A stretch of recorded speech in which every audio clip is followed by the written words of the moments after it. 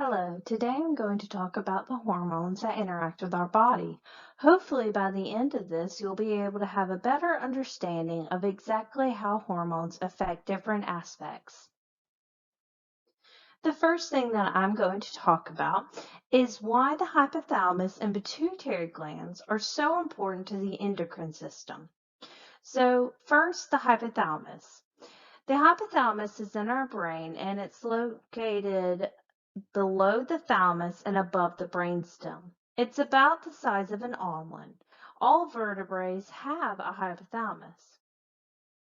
This connects the nervous system and the endocrine system through the pituitary gland.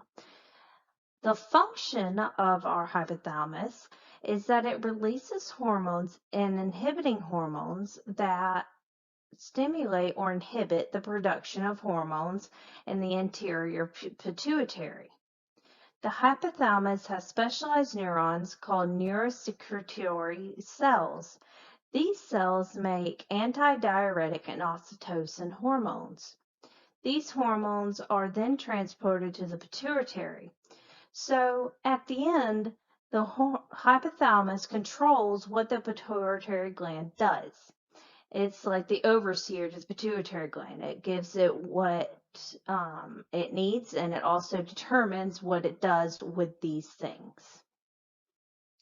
Next, I'm going to talk about the pituitary gland. So the pituitary gland attaches to the hypothalamus. It's about the size of a pea, and it stores the hormones from the hypothalamus, then releases them into the bloodstream. The pituitary gland is divided into two sections.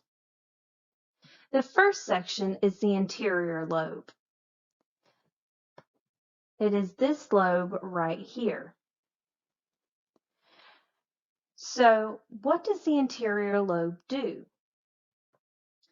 The anterior lobe has 5 different pituitary cells. The first is somatotropes.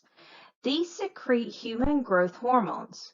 What are human growth hormones? Well, they're what causes the secretion of other hormones, which in turn causes the body to grow and regulate your metabolism. The next is gonadotropes.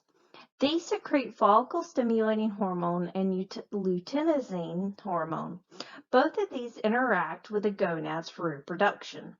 Remember, gonads are your sexual organs that help with producing offspring.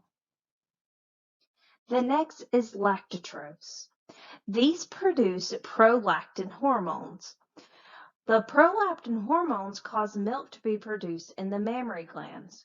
So this is how we're able to breastfeed children. Next is the corticotropes. These produce adrenocorticotropic hormone. This hormone causes the adrenal cortex to secrete glucocorticoids. Finally, we have the thyrotropes. So the thyrotropes are in charge of secreting thyroid-stimulating hormone. These hormones control the secretion of the thyroid glands. So it is because of the thyrotropes that our thyroid gland is able to function properly. The other section of the pituitary gland is the posterior lobe. It is this lobe right here. This lobe is in charge of releasing oxytocin and antidiuretic hormones. So what is oxytocin? Well, oxytocin is a hormone that is secreted when the uterine distends in their stimulation of the nipples. It is also what is used to stimulate contractions during childbirth. So oxytocin is like a love hormone. It is what helps us feel pleasure when we are experiencing sexual desires. It is also what is able to have us go through contractions when we're in labor. And what is it that an antidiuretic hormone does? Well, this hormone is secreted when the body is experiencing dehydration or the lack of water in our system, blood loss, pain, or stress. Inhibitors of ADH secretion include high blood volume and alcohol. This stimulates water reabsorption through the kidneys. I am now going to explain how it is that hormonal birth control works and why it is that it doesn't work for men. So, hormonal birth control is commonly used to prevent women from getting pregnant.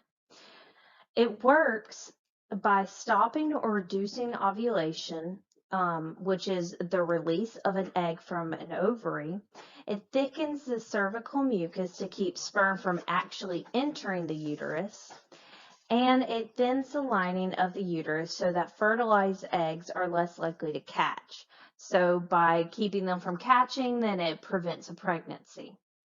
So after learning all this, why is it that these don't work for men?